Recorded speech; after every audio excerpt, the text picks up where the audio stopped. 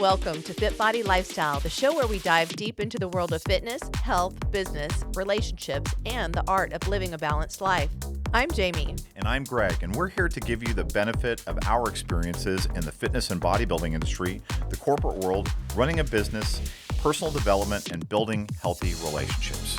Whether you're sweating it out in the gym, hustling in your business, or seeking balance in your everyday life, you're in the right place. So lace up those sneakers and grab that water bottle, and let's get ready to transform our minds, our bodies, and our lives. So hey, FitBody Lifers, welcome to another FitBody Fusion FitBody Lifestyle Fusion hack. I got to get all that in. And we have a very special guest, other than my normal partner in crime and laugher, make me laugher person, my Jamie. And we are joined by Kristen Bennett, Doctor of Physical Therapy. And hi, Kristen. Hello, thank you guys for having me today. Thank you. Our topic for this Fusion hack is the 3 tricks or 3 tips to optimize your body for training.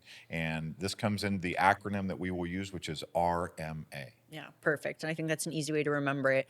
R being release. So first we're going to release the muscles, M being mobilize, and A being activate. So before we train, say we're doing upper body or lower body, we want to make sure we go through that acronym, RMA.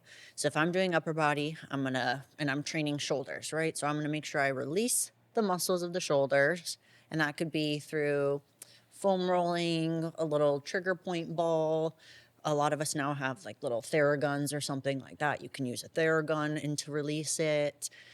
And then mobilize. So we want to get the joint moving to its optimal. Let's spend a little bit more time on release, okay? Sorry. No, I'm don't be sorry. excited. And I love that you're excited about this. That release phase. So, is there a preferred? Because I know we've talked about whether one is superior to another, whether foam rolling or the Theragun or whatever is one superior. Yeah, this actually just came up on our coaches call this week.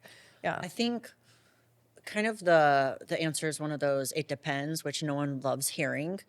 But we love it. That's our favorite answer. Okay. it's kind of our first answer to every question. It's so funny because that's I actually asked you a question expecting it depends answer. I was like, that's the thing they tell us in PT school, be comfortable with it depends, because that is the answer to everything. Right.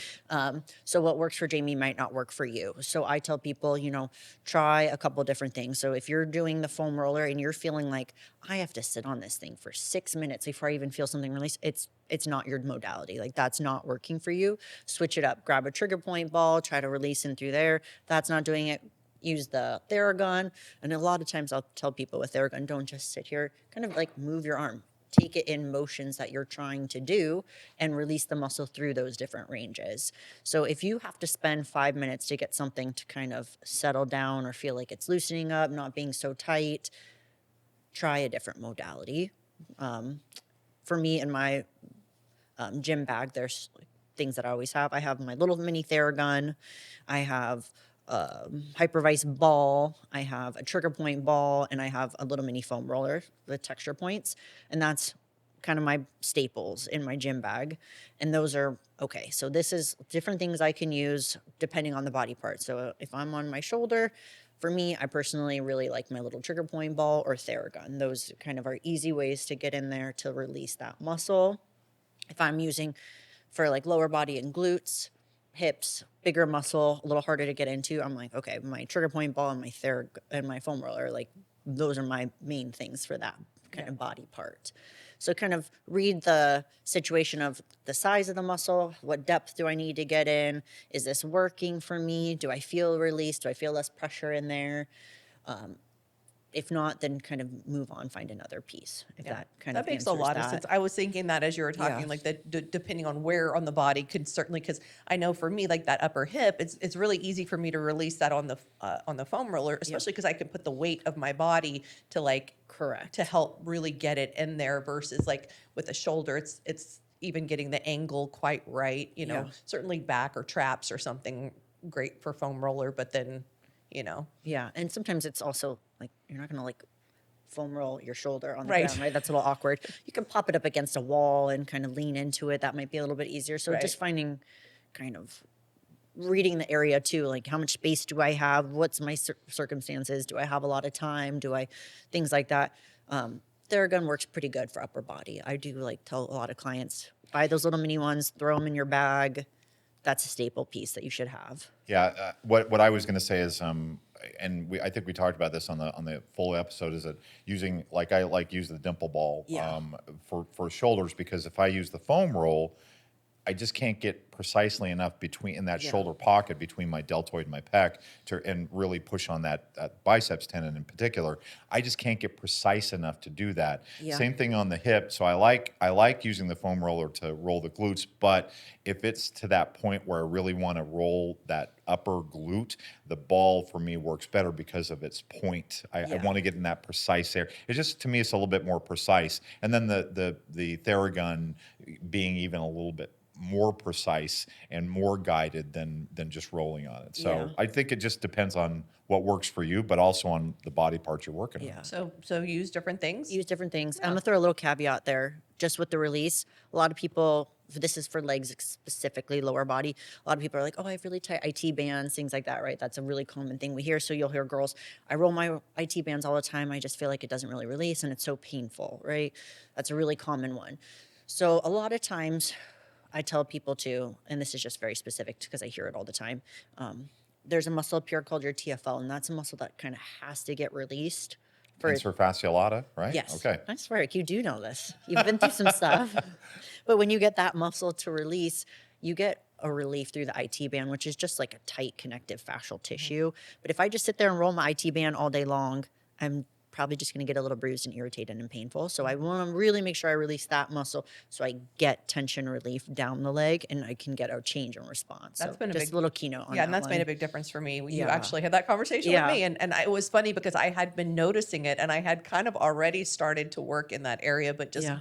giving it that little bit of extra focus has been Yeah. really helpful. Before I roll the IT bands, I always put the roller up, and I like using the texture roller, the rumble Yeah, roller. I love And I those. like getting it up right in that TFL and Yep. right, because before I do the Smart. yeah. You already got that, like the I don't know trick. if I got it down. but Yeah. I do want to say one thing. As we're talking about release, can you give an explanation of what is actually happening in the body? Yeah, so a good way to kind of explain that is when muscles get tight or the nervous system kind of, I don't want to say like locks down, but a little bit of a lockdown, or sometimes when we get a knot, it's an action potential, and this is going to be a lot more like detail, but it's an action potential that doesn't complete. So something happened and you get like a little trigger point knot, or you have some scar tissue built down from the training, and something doesn't allow that muscle to completely relax again. There's still some tonic tension going on in one spot. So if we can get that, disrupt the signal that's in that muscle.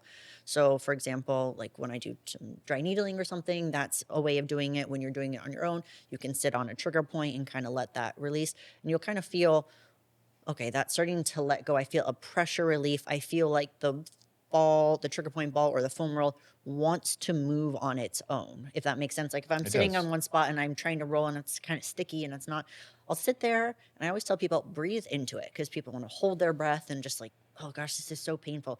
If you take some deep inhales and think, I'm sending air to that area. I know it sounds kind of silly, but you take deep inhales and you want to push air into that. You're letting that muscle, like the fibers, kind of settle down, not be so tonic and tight. So if we can allow that to happen, you're like, okay, now my system, my nervous system is perceiving a state of relaxation instead of like tight fight or flight contraction. Awesome. Thanks for Yeah. explaining that. Yeah, no, and I think that's kind of a good way people can tell, oh, if I even released it enough time, right? You sit there for like a minute, work on it, try to get it to release, and then go on to the next, go into mobilize.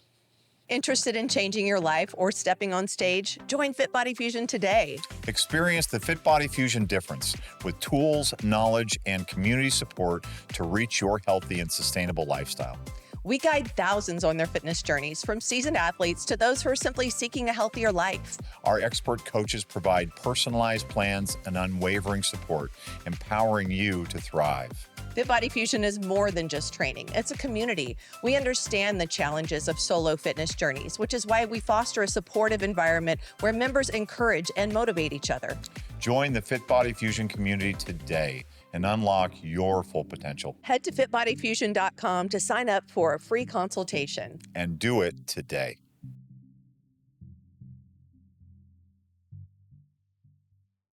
And go to mobilize. Yeah. So then going into mobilizing, I So gym bag staples. I already talked about the stuff for release, and then mobilize. I have a couple different sizes of the long TheraBands, and those are things that really help get the joint to be mobilized. And that's what we're trying to do, is we're trying to get the muscle and the joint to now work together. So the joint is loosened, nothing's sticking and restricting us there.